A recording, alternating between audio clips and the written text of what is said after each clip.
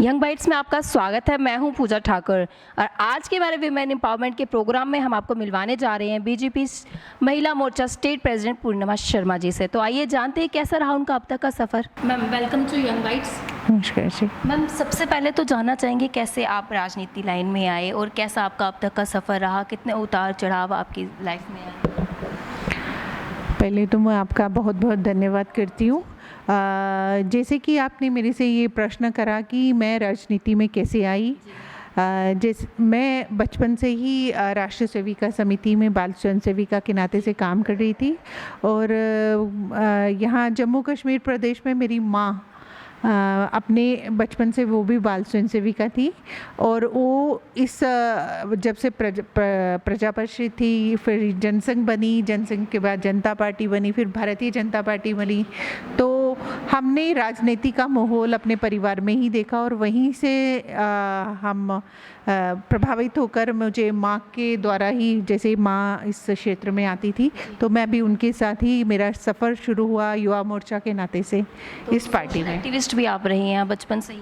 जी, social activist. जैसे कि माँ इस क्षेत्र में थी तो कोई ऐसा क्षेत्र नहीं था सोशल कार्य का, चाहे पर्सनल नीड की बात हो या कोई हमारा क्षेत्रीय जनरल काज हो या कोई सोशल इवेंट हो, उसमें माँ भगवती की दया से और माँ अपनी की दया से मैं हमेशा अग्रसर ही रही। आपने बचपन से ही सोचा था कि समाज की सेवा करनी, महिलाओं की बात की जाए कि महिलाओं की उनके लिए कुछ करना है? जी, एक महिला होने के नाते जब मैं पीड़ित महिलाओं को देखती थी, जब बचपन में पीड़ित महिलाओं को देखती थी, लेकिन एक मन बना था कि बड़ी होंगी तो माँ के सानिध्य से भी मैंने जो मेरी शिक्षा प्रणाली रही वो भी मैंने अपनी लॉ LLB करी हुई है, उसके माध्यम से भी, और सोशल वर्कर होने के नाते से भी मेरा एक कदम रहा कि मैं महिलाओं की हर एक क्षेत्र में, चाहे निजी क्षेत्र हो, लीगली कोई क्षेत्र हो, डोमेस्टिक कोई प्रॉब्लम हो या कोई सामाजिक कारणों से, किसी कारणों से महिला पीड़ित हो, तो प्रयास करती हूँ कि उनकी उत्प्रेरणा में कहीं कहीं सहायक बन सकूँ। जिस तरह से आपने बात की महिला के उत्पीड़न की, कि उनकी प्रॉब्लम्स को आप हाईलाइट करते हैं, तो किन किन प्रॉब्लम्स को आप ज़्यादातर हाईलाइट करते हैं? सबसे पहले जो हमने ये हाईलाइट किया है, एक तो महिला सुरक्षा के नाते से कि महिलाओं को सुरक्षा कैसे हम प्रदान कर पाएँ या महिलाएं अपने आप पे सेल्फ सफिशिएंट कैसे बन सके, दूसरा क्षेत्र। तीसरा, अगर कोई महिला अगर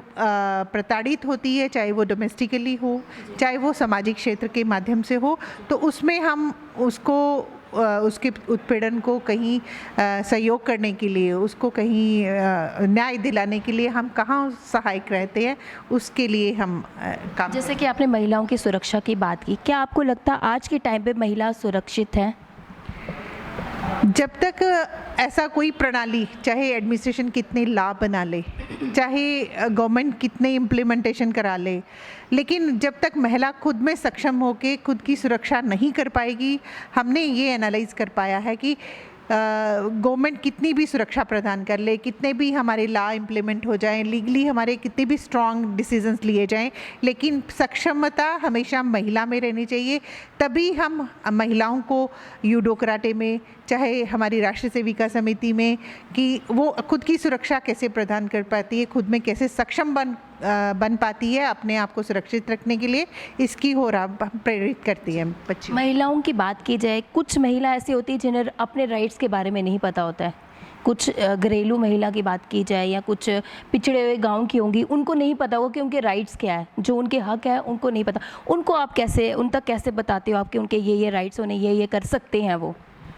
जैसे कि मैं अभी एक महिला मोर्चा भारतीय जनता पार्टी की अध्यक्षा के नाते कार्यरत हूँ, तो हमारा एक प्रयास रहा है, पहले भी जब स्मृति ईरानी जी हमारी केंद्र में हमारी अध्यक्षा थी, तो उनके टेन्योर से ही हमारे हर एक ज़िला केंद्र पे हमने एक नारी शक्ति केंद्र के नाम से एक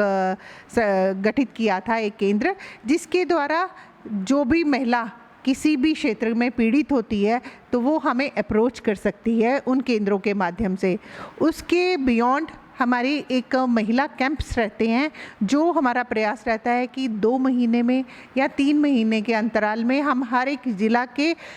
जो पिछड़े क्षेत्र हैं वहाँ पे हम उन कैंपों को लगाते हैं, जिसके माध्यम में जिसमें हमारी डॉक्टर्स भी रहती हैं, चाहे उनकी पर्सनल हाइजीन हो हमारी बच्चियों की, उसके रिगार्डिंग उनको शिक्षित करना, स्कूलों में जाना। और दूसरा, महिलाओं के जो डोमेस्टिक वायलेंस से अगर पीड़ित होती हैं या सोशली किसी भी रीज़न से वो पीड़ित होती हैं, तो उनको हम किसी सहायता, चाहे वो लीगल सहायता हो, हम महिलाओं को फ्री ऑफ कॉस्ट लीगल सहायता भी प्रदान। आपने बताया कि महिलाओं को सहायता प्रदान करते हैं, तो कितना फ़ायदा महिलाओं तक पहुंचता है और किन किन महिलाओं तक ये बात पहुंचती है कि आपके द्वारा मदद की जाती है? आज के इस दौर में ज़्यादा पिछड़ी बात तो मैं नहीं करूँगी। आज के इस दौर में जैसे ही हमारी सत्ता, चाहे मिलीजुली सरकार थी हमारी प्रदेश में भी और हमारी केंद्र में भी हमारी सत्ता है, केंद्र से लेके हमारे बूथ लेवल तक हमारी जो महिला मोर्चा की कार्यरत हमारी महिलाएं हैं वो एक सिपाही का काम कर रही हैं। और तभी हमने हर एक वार्ड में अपनी एक वार्ड प्रेसिडेंट नियुक्त करी है, उसके साथ को कन्वीनियर बनाई है, बूथ प्रेसिडेंट्स बनाई हैं, ताकि हर एक नुक कार्नर में जो हमारा नारा है अंत्योदय का, भारतीय जनता पार्टी का, कि अंतिम व्यक्ति तक हमारी रीच, हमारी पहुंच कैसे बन पाए, उसको साक्षात्कार बनाने के लिए प्रैक्टिकल रूप में हमने एक प्रयास ज़रूर किया है। जैसे आपने बताया कि आपने प्रयास किया महिलाओं के लिए, महिलाओं की बात की जाए, कुछ महिलाओं को जैसे आपने बोला हिंसा जिन पे होती है उनके लिए आप काम करते हैं, रोज़गार के लिए क्या क्या किया जाता है महिलाओं को रोज़गार देने के लिए? महिलाओं को रोज़गार का अवसर प्रदान के लिए, जैसे गवर्नमेंट जॉब्स तो हम उसमें देने में सक्षम नहीं हैं, लेकिन जो योजनाएं चाहे वो केंद्र के द्वारा चलाई गई या हमारे प्रदेश के द्वारा चलाई गई, उसको हर एक महिला की ज़रूरतमंद हाथ तक पहुंचाने का हमने पूर्ण प्रयास किया है। चाहे वो मुद्रा योजना के माध्यम से हो, उसके हमने बहुत सारी लोन की फैसिलिटीज़ अपनी महिलाओं को, उद्यमियों को दिलाई है। दूसरा, हमारा एक यूडा, जम्मू डेवलपमेंट अथॉरिटी का डिपार्टमेंट है, उसके माध्यम से हमारा 2.5 लाख का हमारा जो लोन है फैसिलिटी, उसमें सब्सिडी भी है, उसका हमने पूर्ण प्रयास किया हर एक महिला को दिलाने का। उसके द्वारा हमारे अर्बन क्षेत्र से लेके हमारे रूरल क्षेत्र तक हमारी महिलाएं आज सक्षम हुई हैं। किसी ने हमारा छोटा बुटीक खोला है, कहीं ने टिफ़िन सर्विस शुरू की है, किसी ने अपने यूनिट्स अपने ये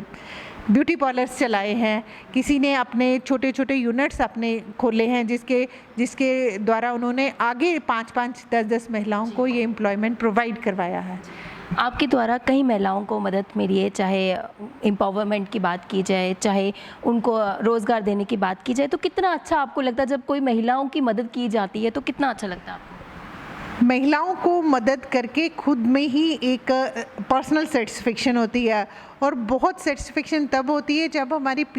गुज्जर बहनें, पिछड़ी हमारी आदिवासी बहनें, पिछड़ी हमारी रूरल एरियाज़ की बहनें आज देखो कि अगर सक्षम हुई हैं चूल्हे के कारण, उज्ज्वला योजना के माध्यम से, आज वो चूल्हे की, चाहे हमने एक चूल्हा चाहे एससी